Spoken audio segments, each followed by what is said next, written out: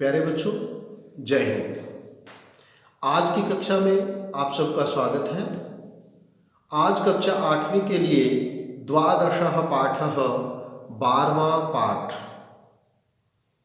कः रक्षति कः रक्षितः। कौन रक्षा करता है, किसकी रक्षा की जाती है या कौन रक्षित है। इस पाठ में स्वच्छता और पर्यावरण के महत्व को दर्शाया गया है। ये बताया गया है कि हमें अपने आसपास के वातावरण को साफ सुथरा रखना चाहिए, अधिक से अधिक पेड़ लगाने चाहिए और नदियों को साफ सुथरा रखना चाहिए। इनके साथ साथ हमें पशु पक्षियों की भी रक्षा करनी चाहिए। तो आइए पाठ पढ़ते हैं और समझते हैं। ग्रीष्म ऋतौ सायंकाले विद्युत अभावे। गर्मी की ऋतु में शाम के समय बिजली के अभाव में प्रचंड उष्मणः पीड़ितः। भयंकर गर्मी से दुखी, पीड़ित, परेशान वैभव गृहात् निष्क्रांति, घर से बाहर निकलता है। परमिंदर वैभव, अरे परमेंद्र, हे परमेंद्र। अपि त्वमपि, यहां पर अपि वाक्य के शुरू में आया है। जब वाक्य के शुरू में अपि आए तो उसका अर्थ क्या लगता है, और अपि जब वाक्य के मध्य में आए कहीं तो उसका अर्थ भी होता है। तो अपि त्वमपि, क्या तुम भी विद्युताभावेन, बिजली के अभाव से, पीड़ितः बहिरागता, परेशान होकर बाहर आए हो। प्रमिंद्र, आम मित्र, हाँ मित्र। एकतः प्रचंडातपकालः, एक ओर भयंकर गर्मी का समय, अन्यतश्च, और दूसरी ओर विद्युताभावः, बिजली का अभाव। परम बहिरागत्यापि, परंतु बाहर आकर भी, पश्यामि, देखता हूँ, यत वायु वेगः, कि वायु का प्रवाह, वायु का बहना तो सर्वथा अवरुद्धः, रुका हुआ है।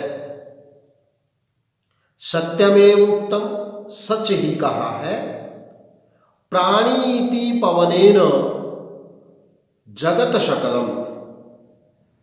प्राणीति सांस ले रहा है, पवनेन, पवन से, जगत सकलम, सारा संसार, सारा संसार हवा से सांस ले रहा है। सृष्टिर निखिला, संपूर्ण सृष्टि, संपूर्ण दुनिया चैतन्यमयी, चेतना युक्त है। क्षणमपि न जीव्यते अनेन बिना, इसके बिना, अनेन बिना, इसके बिना, अर्थात हवा के बिना, क्षणमपि, एक पल भी, न जीव्यते, जीवित नहीं रहा जा सकता या जिया नहीं जा सकता। सर्वातिशयी मूल्य, सबसे बहुमूल्य है, सर्वाधिक मूल्यवान है, पवनः, पवन। आगे बढ़ते हैं।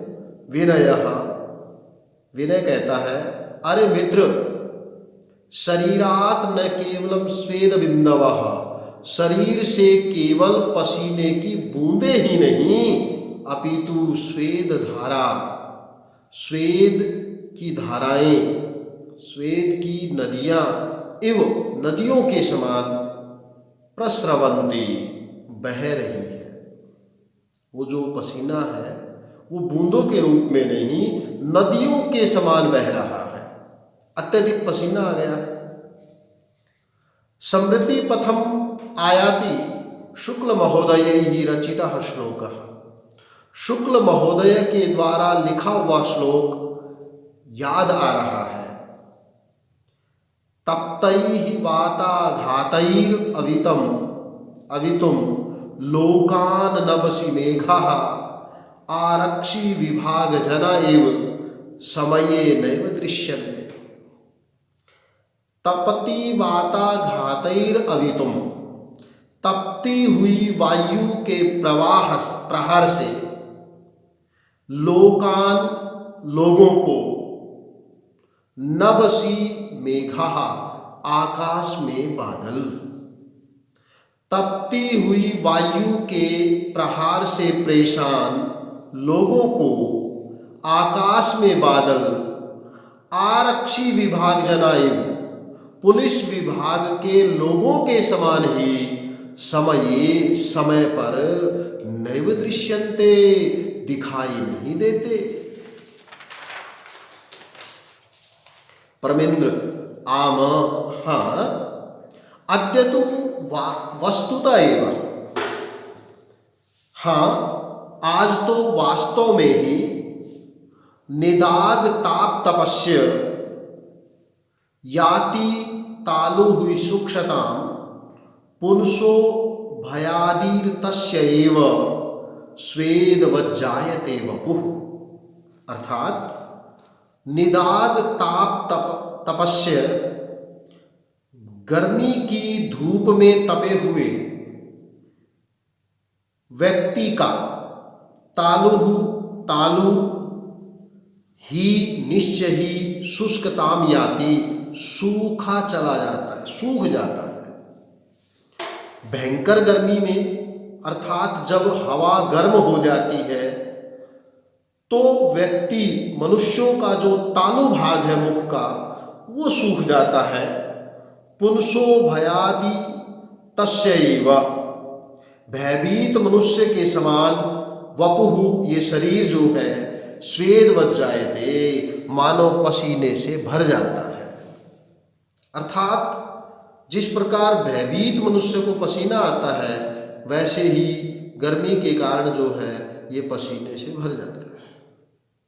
जोसेफ कहता है, मित्राणि, मित्रों, यत्र तत्र, यहाँ वहाँ, बहुभूमिक भवनानाम, बहुमंजिला भवनों के, भूमिगत मार्गाणाम, भूमि से होकर जाने वाले रास्तों के, विशेषतः मेट्रो मार्गाणाम, विशेष रूप से मेट्रो रेल के रास्तों के, ऊपरी गमी सेतु नाम, ऊपर से गुजरने वाले, ऊपर से जाने वाले पुलों के, मार्ग इत्यादि नाम, रास्तों के निर्माण के लिए, रास्तों के बनाने के लिए, वृक्षाः कर्त्यन्ते, वृक्ष काटे जाते हैं।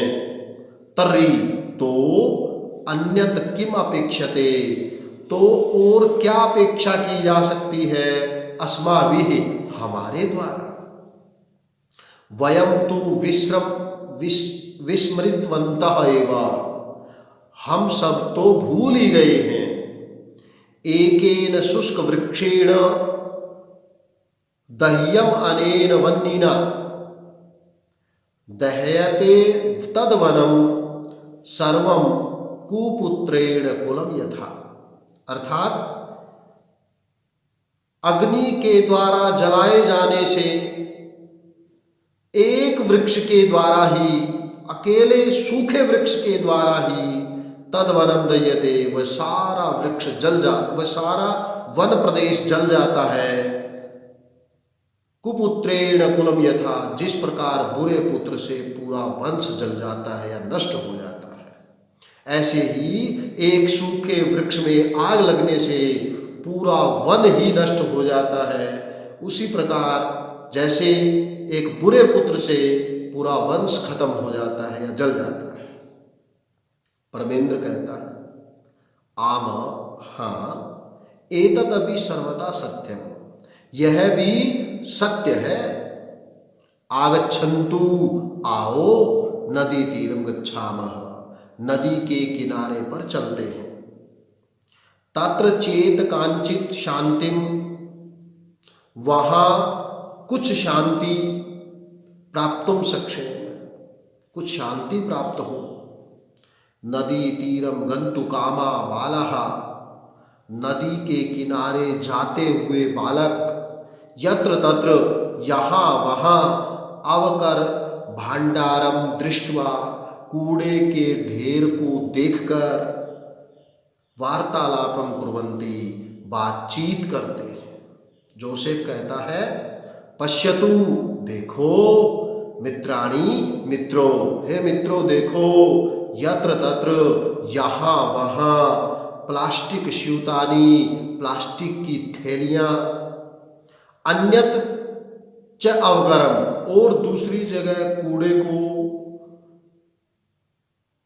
प्रक्षिप्तम अस्ति, फेंका गया है। कथ्यते यत, कहा जाता है कि स्वच्छता स्वास्थ्य करी, साफ सफाई जो है वो स्वास्थ्य को बढ़ाने वाली है। परम परंतु वयम तो शिक्षिताः अपि, हम सब तो शिक्षित होने पर भी, पढ़े लिखे होने पर भी, अशिक्षित इव चरामः, अनपढ़ों के समान, अशिक्षितों के समान आचरण कर रहे हैं। अनेन प्रकारेण, इस प्रकार से। वैभव कहता है गृहाणि तु अस्माभिः नित्यं स्वच्छानि क्रियन्ते, घर तो हमारे द्वारा हर रोज साफ किए जाते हैं। परम परंतु किमर्थम स्वपर्यावरणस्य स्वच्छतां प्रति ध्यानं न दीयते, परंतु किस लिए अपने पर्यावरण की स्वच्छता के प्रति ध्यान नहीं दिया जाता।